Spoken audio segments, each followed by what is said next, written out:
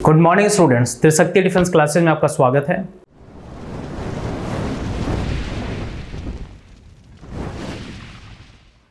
आज फिर से हम हाजिर हैं एक बहुत ही इंपॉर्टेंट टॉपिक के साथ जिसका नाम है रेसिप्रोकल प्रोनाउंस।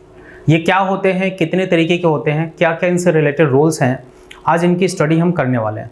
तो सबसे पहले हम समझ लेते हैं कि रेसिप्रोकल प्रोनाउंस होते क्या हैं, किस सेंस में इनका यूज़ किया जाता है। सबसे पहले हम इसे समझ लेते हैं। देखिए, रेसिप्रोकल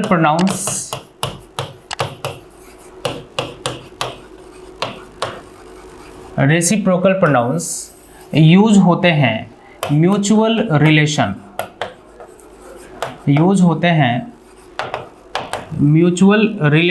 यानी कि पारस्परिक संबंध बताने के लिए। रेसिप्रोकल प्रोनाउंस यूज होते हैं म्यूचुअल रिलेशन, पारस्परिक संबंध बताने के लिए। ये दो होते हैं, each other and one another. Each other and one another, ये दो होते हैं। अब इनका फंक्शन समझ लेते हैं, किस तरीके से इनका यूज किया जाता है। देखिए, अगर हम ईच अदर की बात करें, तो इनका यूज होता है दो के अर्थ में। इनका यूज हम करते हैं दो के अर्थ में। और अगर वन अनदर की बात करें, तो इनका यूज होता है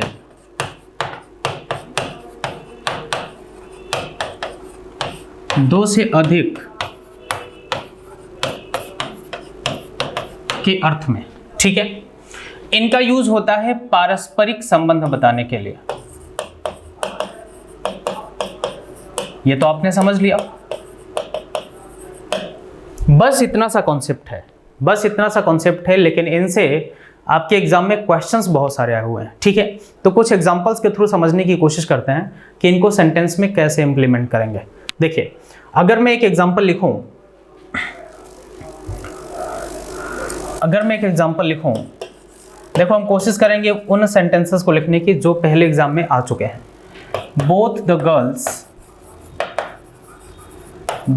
girls helped one another. Both the girls helped one another whenever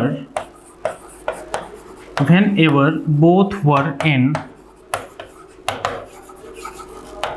difficulty. Both the girls helped one another whenever both were in difficulty. दोनों लड़कियों ने एक दूसरे का मदद किया जब कभी दोनों कठिनाई में थी, मुश्किल में थी। ऐसा इसका मीनिंग है। तो आप देख रहे हैं कि यहाँ पर बोथ की बात हो रही है, यानी दोनों की बात हो रही है, यानी कि दो की बात हो रही है।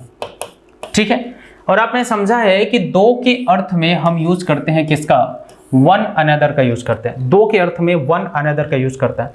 Both the girls helped one another लिखा हुआ है, दोनों लड़कियों ने एक दूसरे का मदद किया। तो दो के बीच की बात हो रही है, दो के बीच में म्यूचुअल रिलेशन यानी पारस्परिक संबंध की बात हो रही है। तो यहां पर आप वन अनदर न करके ईच अदर करेंगे, तो आपका सेंटेंस सही हो जाएगा। बिकॉज यहां पर बात हो रही है टू गर्ल्स की बात हो रही है, दो लड़कियों की बात हो रही है, ये आपको समझना है। एक और एग्जाम्पल अगर हम लेते हैं, all five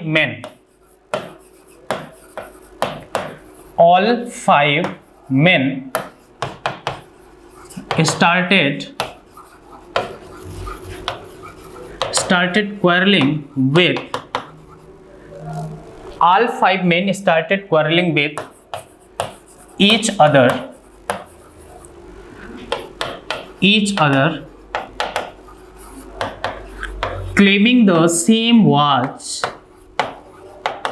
claiming the same watch as their own.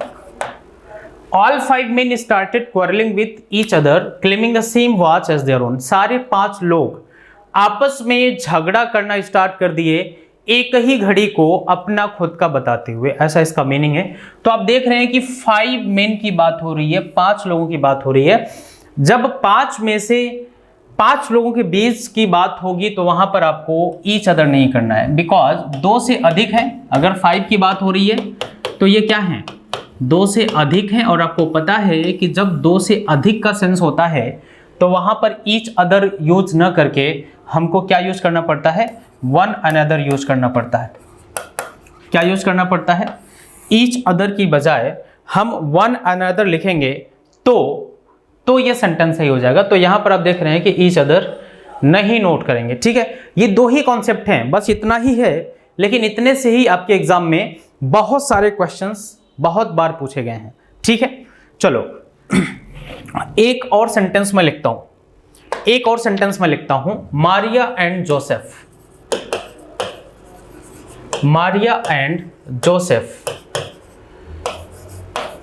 gave one another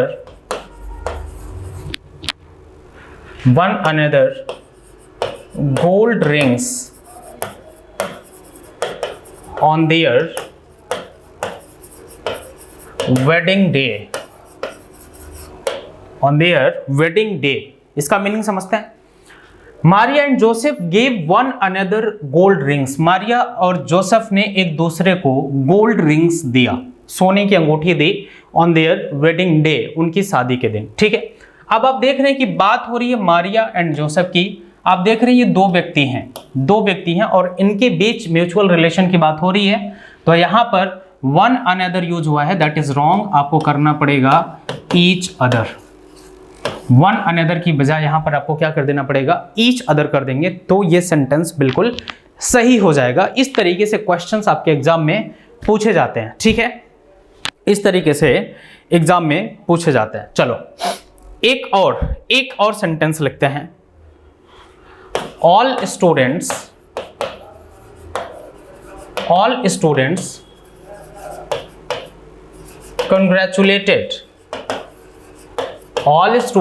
congratulated each other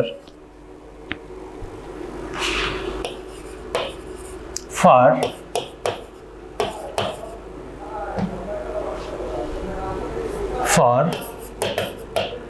participating in the practice speech। चलो ये एक सेंटेंस लिख लिया। All students congratulated each other, सारे स्टूडेंट्स ने एक दूसरे को शुभकामनाएं दिया for participating in the practice speech.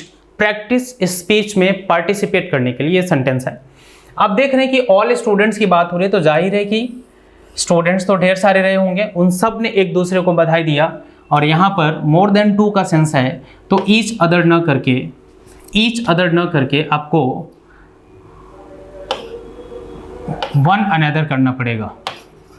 यहां पर हम क्या कर लेंगे भाई, वन अनदर कर लेंगे, तो ये सेंटेंस बिल्कुल सही हो जाएगा, ठीक है। तो कुल मिलाकर आपने समझ लिया होगा कि रेसिप्रोकल प्रोनाउंस 2 ही हैं, ईच अदर और वन अनदर। ईच अदर का यूज होता है दो के सेंस में, जब 2 के बीच म्यूचुअल रिलेशन बताया जाएगा, और वन अनदर का यूज होता है जब 2 से अधिक का सेंस होता है। होप कि ये क्लास आपको समझ में आई होगी। अगर आपको वीडियो अच्छा लगा है तो लाइक करिएगा, हमारे चैनल को सब्सक्राइब करिएगा और दोस्तों के साथ शेयर करिएगा। मिलते हैं अगले वीडियो में ऐसे ही किसी इंटरेस्टिंग टॉपिक के साथ। जय हिंद।